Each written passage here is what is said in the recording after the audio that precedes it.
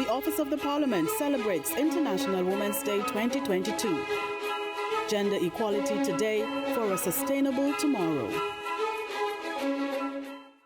I think that when women and girls do not face harm and exclusion, when our collective values not only outlaw violence against women, but it also becomes socially unacceptable for us to either tolerate or support or reinforce or commit acts of violence against women and girls, then we can say that we're pretty much on the way. But I think for now, we've come a long way. We've come an extremely long way. We've done really good work. There's more awareness and consciousness within our society, but we are still at a place where violence against women and girls is socially acceptable. And that is the change that is required now. I think women can achieve gender equality when society invests and creates gender equality. And what do I mean by that? Gender equality has to be a lived experience for women and girls. And so society has to evolve and restructure our institutions and remove systemic discrimination that really prevents women from becoming our fullest and therefore contributing more and more to society. We have to remove the discriminatory practices that women experience in our lives in various places. And so when society really confronts and corrects the harmful practices and behaviors that bring harm to women and facilitate violence, we would be pretty much on our way to what we all seek to achieve, gender equality. Because we've got to recognize that it is all forms of violence against women that we've got to tackle. We can't cherry pick. It has to be the whole package. So whether it is physical violence, emotional violence, discrimination in, for example, employment opportunities, exclusion from places of decision making and higher positions of authority, it is a package. And I think we've not as yet embraced the fact that women's rights are human rights, and there's a package of women's rights that a society has to commit to and invest in protecting. We're not there yet. It is a question of rights. And consequently, the issue of rights is amplified across a range of imperatives. The current focus, of course, is climate justice and environment, decision-making and leadership, sexual violence, indigenous women, and so on and so forth. But it doesn't matter what segment or sector of women or group of women that we are trying to understand what their reality is. All women experience an erosion and a neglect and an unwillingness to respect and protect our rights. So the issue really is about rights. Gender-based violence really is, and we talked earlier about the package of issues related to women's rights. Gender-based violence is one of the more visible forms of that erosion of women's rights. And I'm talking here about the rights of women and girls, because girls also experience violence. I like to talk specifically about violence against women so that we do not lose focus of who we're talking about.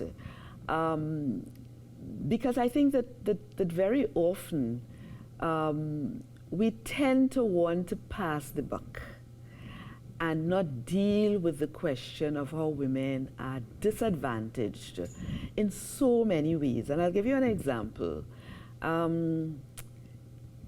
We are celebrating International Women's Day on March 8th, and we have the entire month of celebration. So one of the things that I've been really taking, I think, more and more notice of, because it's nothing new, but the message around women supporting women and how women must support women, and if we don't support women, we're not going to rise, and those messages.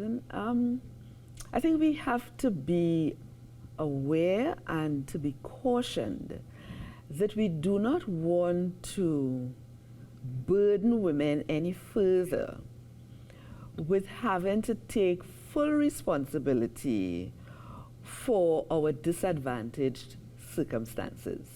So when we talk about women must support women, I'm all for it, completely supportive of that.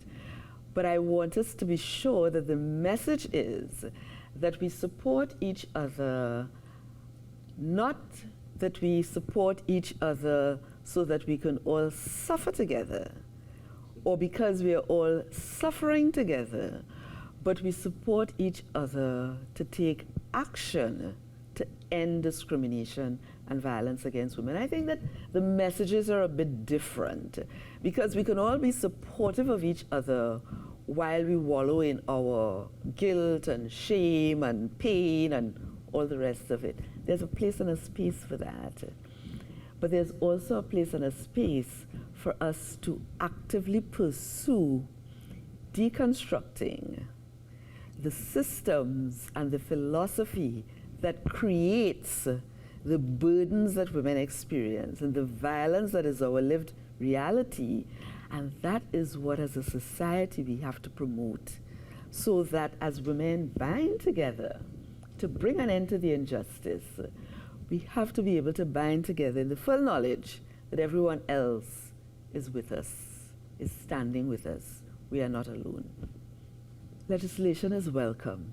It is always welcome, because it gives us a mechanism to get immediate relief. So, for example, if we've got to go to the police station to make a report, we expect, and we should expect, that there will be an immediate response, because there is legislation in place that says that there should be.